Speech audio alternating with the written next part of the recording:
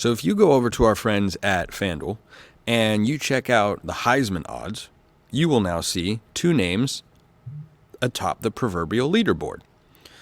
The two individuals with the shortest betting odds to win the Heisman right now in 2024 are Dylan Gabriel and Carson Beck, the quarterback at Georgia, both plus 750. I am very high on Carson Beck. I am also a Dylan Gabriel fan. For some reason, there are a select few number of fans. It's not the majority, but there are a select few number of fans that are under the impression I don't like Gabriel. I don't know how else to communicate my perspective. I am not taking a shot at him when I say he's not Bo Nix, and I don't expect him to put up those sorts of numbers. But this is a guy who this season I think is completing around 70% of his passes. He did it last year. He was just under 70% at Oklahoma. He had a couple of good receivers in Drake Stoops and Nick Anderson. He had a good offensive coordinator in Jeff Lebby, and he is now coming into arguably the best wide receiver room in all of college football. He's going to have an above-average offensive line. He had a really good one last year. He's got another year of experience under his belt, and he's got a great offensive coordinator and play caller in Will Stein, who I am a big fan of. So I think Gabriel is set up to have a really, really good season, probably the best statistically of his career, assuming that he stays healthy. So I don't think he's going to win the Heisman. I would not advise, if you are a gambling person, making a preseason Heisman bet. Not because Gabriel can't have a really, really good year, but because preseason Heisman bets I have always looked at as sucker bets. That is a uniform blanket rule. I don't care who you're betting on. I don't know if there has been a time where the preseason Heisman favorite actually ends up winning. I don't know if Caleb Williams was the top odds guy going into 2022. I know that Jaden Daniels was not that close to the Heisman odds, and I don't think he was top 3 or 4 going into 2023. But guys rise and fall over the course of the season, and it can, of course, as we saw with Bo Nix a year ago, depend very much on team success. I think that situation, that's not the right word for it, but that line where Gabriel is the betting favorite, I think is reflective of two things. Number one, Gabriel's a really talented football player. He's a really experienced football player, and he's got all the tools to be productive. But number two, he's going to be a quarterback on a team that expects to make the playoff. Oregon's playoff odds continue to get shorter and shorter, meaning in order to bet Oregon to make the playoff, to make any money, you'd have to bet more and more because the betting markets are, taking a lot of money, whether from sharps or the public, I don't know, that Oregon is going to be a playoff team. So if you're a quarterback on a high-profile playoff team, and I think the recruiting buzz, frankly, has contributed to this as well. There aren't bodacious posters, but for Dylan Gabriel going up around the country or anything like that. But you have a guy who's going to throw for close to 4,000 yards. I think he could go over that number. I don't know if he's, again, I don't think he's quite as good as Bo Nix. Not a shot. Not a shot.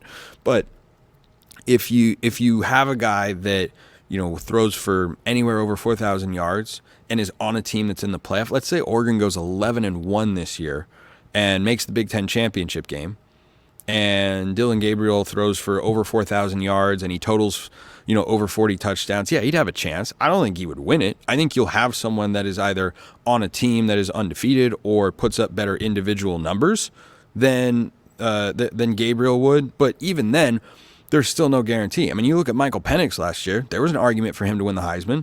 I mean, he was the quarterback of a team that was undefeated. Jaden Daniels was the quarterback of a team that didn't even make the SEC title game. But Jaden Daniels won because his numbers were that crazy. And that's an unpredictable factor that you can't always, that you just can't know. You can't know until the season gets going which guy is going to rise. You can make an argument for player X, Y, or Z to win the Heisman. You can make an argument for player F to have an under-the-radar season that all of a sudden pops up, and then this team makes a run, and he's capturing the narrative. But so much goes into winning a Heisman Trophy. I mean, Bo Nix would have won it last year if Oregon had beaten Washington, but they didn't. And that's part of my point. You have to have so many factors go your way to win the Heisman Trophy, because you have to have an outstanding individual season. I think in the 12-team playoff, I think you have to be a playoff team unless you put up, Lamar Jackson or Jaden Daniels type numbers, and that's a rare thing. And Gabriel is not as dynamic of a runner as those guys who ran for over 1,000 yards. Like, that's not what he's going to do, because he's a much more refined passer, I think, than both of them were in their Heisman seasons. But certainly both were good and productive, to be sure. You have to have the right narrative. You have to have the right team. You have to have the right brand. You have to have people's attention. You have to have played in big games. You got to have a Heisman moment. Like, all these factors, I think it's great that Gabriel's getting this sort of attention, because it's good for Oregon. It puts them in the spotlight. It puts them in the sort of conversation. And if Gabriel does have those big games, like, teams want to have, LSU, once they got out of the playoff race last year, they were juicing up Jaden Daniels' stats. They were leaving him in games when they were blowing out, some middle-of-the-road team or below-average non-SEC team, because they wanted him to win the Heisman. Why? It's good for your school. It's good for branding. It's good for recruiting. It's all fantastic. But I'm surprised that Dylan Gabriel is there, because I think there are a lot of other guys that also are going to have a great shot to win the Heisman. If you put yourself in, what would he need to win the Heisman Trophy? I'd say probably over 4,500 yards of total offense. Maybe even pushing, I don't think you have to be towards 5,000, but I think you need around 4,500 yards of total offense when you look at past quarterbacks, and you got to throw for probably at least 40 touchdowns. He threw for 36 last year. He played 12 games. It's completely feasible. And you probably need to run for a handful as well, which I fully expect him to do, because, Bo Nix ran a lot last year. Now, Bo's bigger, so he has the quarterback sneak, but Gabriel is proficient. I mean, he's prolific, actually, running quarterback counters, and I think Will Stein will work a few of those into the offense now and then. But, again, just every now and then, someone will push back. Man, why don't you like Gabriel? Why are you hating on Dylan Gabriel? I'm like, man, there's no other quarterback in the Big Ten I would rather have. There is no way. Like, Will Howard's good. He's capable. Dylan Raiola could be great. Aiden Childs could be great. For this 2024 season, if you ask me to do a Big Ten quarterback rankings list, I'm putting Dylan Gabriel number one, and I do so confidently. Like, Will Howard is good. I think he'll have the best season of his career, because he's got a great offensive line, good weapons, and great offensive minds in Chip Kelly and Ryan Day.